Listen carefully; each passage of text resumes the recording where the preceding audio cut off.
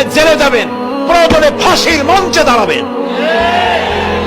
তিনি নিজেকেই ইসলামের সব আমি করি, আর ইসলাম কারো কাছে নাই।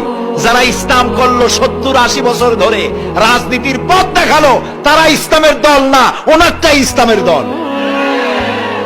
এই ধরনের ফাইসলামি বক্তব্য থেকে বিরত থাকতে হবে, এই ধরনের বেয়াদবিপূর্ণ বক্তব্য থেকে বিরত থাকতে হবে। আমার দোকানে খাঁটি ঘি পাওয়া যায়, আর কারো দোকানে খাঁটি ঘি পাওয়া যায় না। ইসলাম নিয়ে এই ধরনের মনোপলি বিজনেস করতে দেওয়া হবে না।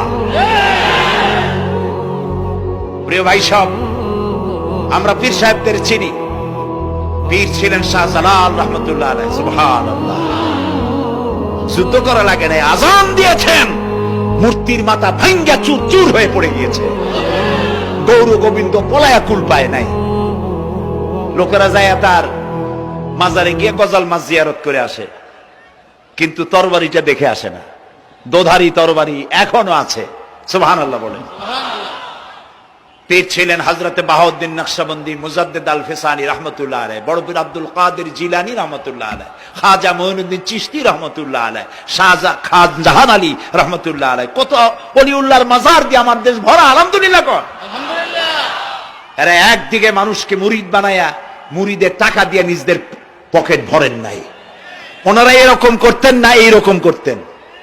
আর রাসূলুল্লাহ বলেছেন এই রকমের হাতের মর্যাদা নাই, এই হাতের মর্যাদা। আমি পীর দেখছিলাম, বাইতুল শরীফের পীর হযরত শাহ আব্দুল জব্বার সাহেব, আল্লাহ তাআলা জান্নাতুল ফেরদাউসের মেহমান বানায়নি। এই বাংলাদেশে শত শত মসজিদ, মাদ্রাসার এতিমখানা তৈরি করে গেছেন। সুবহানাল্লাহ। বৃষ্টির মৌসুমে চট্টগ্রামের বাড়ি তার, 14 বছর মাদ্রাসায় ওয়াজিদিয়া চট্টগ্রামে 14 বছর বুখারী শরীফ পড়িয়েছেন। কি মানের আলেম, খালি পীর না।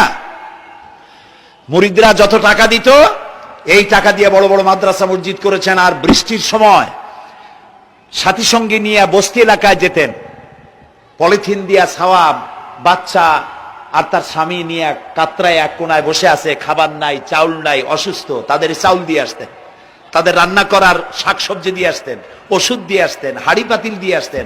বন্যা হলে, তুফান হলে টাকা উজাড় করে যা মুরিদরা দিত সবগুলি উজাড় করে মানুষের খেদমত করতেন। সুবহানাল্লাহ।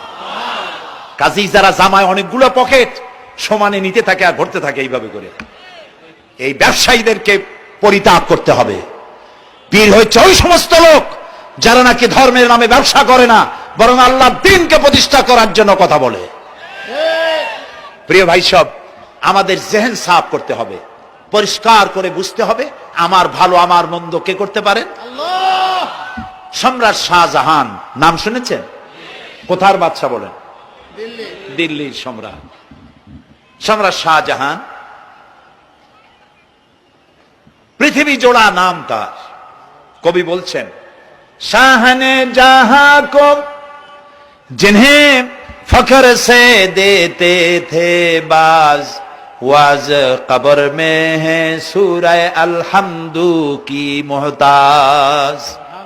যে শাহজাহানকে কর দিয়া ট্যাক্স দিতে পারলে জনগণ নিজেদেরকে গৌরবান্বিত বলে মনে করত, সেই শাহজাহান কবরে শুয়ে আছে, সূরা ফাতিহার মুহতাজ হয়ে আছে। সুবহানাল্লাহ।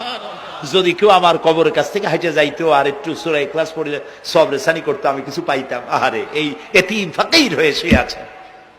এক ফকির দিল্লি ঘুরতেছে, একজন বলছে, ভাই তোমারে তো খয়রাত করে দেখতেছি আমি সেই ছোটবেলা থেকে, খালি তুমি খয়রাত করো। একটা জিনিস আপনারা মনে রাখবেন, গরিব, আজকে যারা গরিব পরিশ্রমের মধ্য দিয়ে কালকে তারা ধনী হতে পারে, কিন্তু যারা ভিক্ষুক, যারা ভিক্ষা করে, জিন্দেগিতে কোনোদিন তারা বড় হতে পারবে না। ভিক্ষা করা যাদের অভ্যাস, জীবনেও বাড়ি করতে পারবে না, জীবনেও ধনী হইতে পারবে না, কিন্তু গরিব ধনী হইতে পারবে। কারণ হলো আল্লাহর কাছে দুইটা বৈধ জিনিস অত্যন্ত ঘৃণিত। কয়টা? একটা হলো তালাক, আর একটা হলো ভিক্ষাবৃত্তি, মানুষের কাছে চাওয়া। আল্লাহ পছন্দ করেন না। তো ভিক্ষুক ঘুরতেছে, একটা লোক বলল, মিয়া তোমার তো সারা জীবনই খরচ করতে দেখি। খরচ করবো না, করবো কি? যার কাছে যাই সে দেয় 4 আনা 2 আনা 1 টাকা, এর বেশি তো দেয় না। তেই দিয়ে আমি কেমনে বড় লোক হবো? কয় যে তুমি বাদশারে চোখে দেখো না, বাদশারে চোখে দেখো না? কয় বাদশার কাছে কি আমার মতো লোক যাইতে পারে নাকি? কন্যা যাইতে হবে, যাও। বাদশাহ একবার যাবা এমন দেওয়া দেবে জীবনে আর তোমার খয়রাত করা লাগবে না। পাতি শিয়ালের পিছনে